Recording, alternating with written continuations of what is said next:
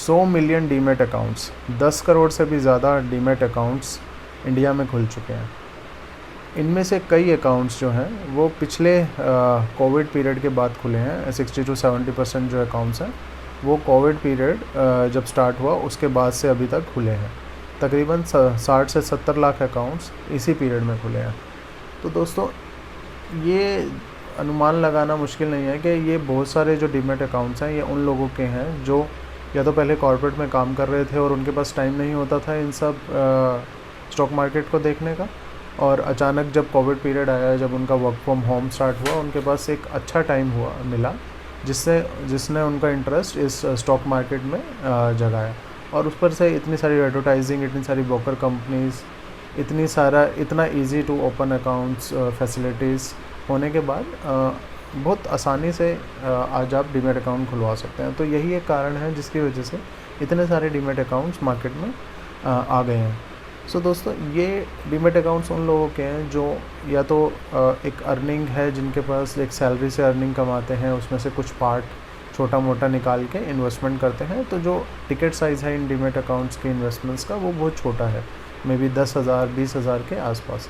सो मैंने सोचा कि ये वीडियो उनके लिए बनाया जाए, क्योंकि कुछ कॉमन मिस्टेक्स हैं, कुछ कॉमन अजम्पशंस हैं जो हम लेकर चलते हैं स्टॉक मार्केट में, और उसमें हम उसके हिसाब से इन्वेस्ट करते हैं और अपना सारा पैसा गंवा बैठते हैं, और फिर धीरे धीरे करके हम स्टॉक मार्केट को एक जुआ बोल के उससे बाहर निकल आते हैं। सो ऐसे 3 मिथ्स मैं आपको बताने वाला हूँ जो स्टॉक मार्केट में बहुत कॉमन है, जो एक स्टार्टिंग इन्वेस्टर के लिए बहुत कॉमनली वो यूज़ करते हैं और देखते हैं इनको और अपना पैसा उस स्टॉक मार्केट में इन्वेस्ट करते हैं। सो दोस्तों, सबसे पहला जो मिथ जिसके बारे में मैं आपसे बात करने वाला हूँ, इस बहुत कॉमन मिथ है जो गलत है मेरे हिसाब से, वो है ट्रेंड इज़ योर फ्रेंड। सो दोस्तों, हमें लगता है कि जो भी चीज़ ट्रेंड में है, जो भी स्टॉक ऊपर जा रहा है, हम उसमें इन्वेस्ट कर देते हैं और हमारा पैसा बन जाएगा। लेकिन जब तक ये न्यूज़ आप तक पहुँचती है, आप ओबियसली टीवी चैनल्स के थ्रू, दोस्तों से या इधर उधर से आपको एक न्यूज़ पता लगती है, लेकिन जब तक ये न्यूज़ आप तक पहुँचती है, स्टॉक मार्केट उस स्टॉक का जो अप रन है वो ऑलमोस्ट नियर टू एंड होता है। तो ये स्टॉक मार्केट जो है आपको न्यूज़ तभी पहुंचाई जाती है जब जो बड़े लोग हैं उस स्टॉक में से निकलना चाहते हैं, ताकि रिटेल इन्वेस्टर्स उस स्टॉक में आएँ और उसको परचेज़ करें और स्टॉक का प्राइस ऊपर जाए, और फिर जो veterans of the stock market, जो बड़े बड़े लोग हैं, वो इस स्टॉक से बाहर निकल पाए। सो सबसे पहला ये मिथ है कि ट्रेंड इज़ योर फ्रेंड। सो हम कभी भी उस स्टॉक में इन्वेस्ट ना करें जो एक ट्रेंड को फॉलो कर रहा है, ऊपर ही ऊपर जा रहा है।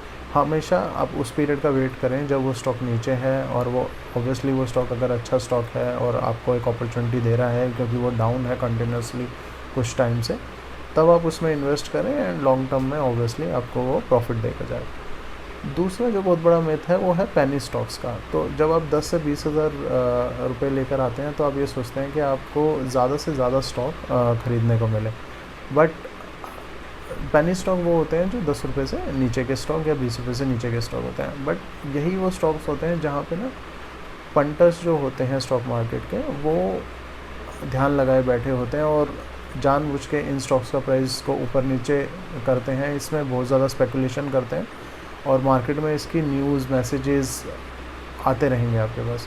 तो आपको ये फोर्स करते हैं कि आप उस स्टॉक्स में एंटर कीजिए, और ताकि जब वो स्टॉक का प्राइस अचानक ऊपर जाए तो ये लोग उसमें से निकल सकें।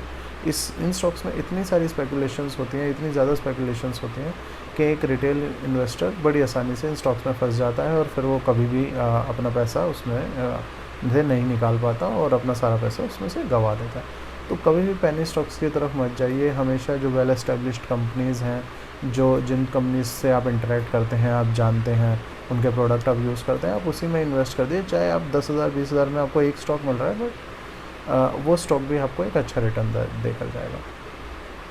तीसरा जो बहुत बड़ा मिथ जो समझ आता है वो ये है कि हम स्टॉक्स रिटर्न्स को ना परसेंटेज में नहीं देखते। हम छोटे स्टॉक्स में इन्वेस्ट करते हैं ये समझते हुए कि वो स्टॉक्स ज़्यादा बढ़ेगा कंपेयर टू जो एक बड़ा स्टॉक है जो जिसकी वैल्यू, जिसका टिकट साइज़ ज़्यादा है। सो एक 20,000 का स्टॉक जो है वो कम आपको रिटर्न देगा, बट जो एक 200 रुपये का स्टॉक है वो जल्दी डबल हो जाएगा और जल्दी आपको रिटर्न देगा। देखिए स्टॉक अच्छा होना चाहिए। अगर आपका स्टॉक अच्छा है तो चाहे वो 20,000 का हो, चाहे वो 200 रुपये का हो, आपको परसेंटेज में रिटर्न को देखना चाहिए। अगर 10% कोई भी स्टॉक बढ़ेगा तो उसमें भी आपको 10% रिटर्न मिलने वाला है, और 20,000 के स्टॉक में भी आपको 10% रिटर्न मिलने वाला है। तो आप रिटर्न्स को परसेंटेज में देखिए, आप ऐसे मत देखिए कि जो छोटा स्टॉक्स है या जिसका टिकट साइज़ कम है उस स्टॉक्स में आपको ज़्यादा रिटर्न मिलेगा, क्योंकि यही वो स्टॉक्स होते हैं जहाँ रिटेल इन्वेस्टर्स फंस जाते हैं और जो मार्केट के पंटर्स हैं उसमें अपना पैसा बना लेते हैं और रिटेल इन्वेस्टर्स को लॉस हो जाता है। सो अगर आप इन इस पे ध्यान देंगे और एक अच्छा डिसीज़न, एक अच्छी कंपनी अपने लिए चुनेंगे तो एक आप अच्छा पैसा बना पाएंगे स्टॉक मार्केट में। अदरवाइज़ आप अपना सारा पैसा लूज़ करेंगे और एक दिन फिर आप स्टॉक मार्केट जुआ समझ के आप उससे बाहर चले जाएंगे। सो मेरी एडवाइस यही रहेगी कि आप उन्हीं कंपनीज़ में इन्वेस्ट करिए जिन कंपनीज़ से आप डील करते हैं, जिन कंपनीज़ को आप जानते हैं, जिस कंपनीज़ के आप प्रोडक्ट आप यूज़ करते हैं। तो अगर प्रोडक्ट अच्छा है तो ऑब्वियसली वो कंपनी एक अच्छा ब्रांड डिलीवर कर रही है और आपको एक अच्छी वैल्यू भी उस स्टॉक्स में मिलेगी। सो यही वीडियो मैं कवर करना चाहता था। Thanks for watching this video, and if you like the content please subscribe कीजिए और लाइक कीजिए और शेयर कीजिए, ताकि ऐसे ही वीडियोस में आगे भी आपके लिए बनाता रहूं और आपको एक अच्छा कंटेंट प्रोवाइड करता रहूं। Thank you.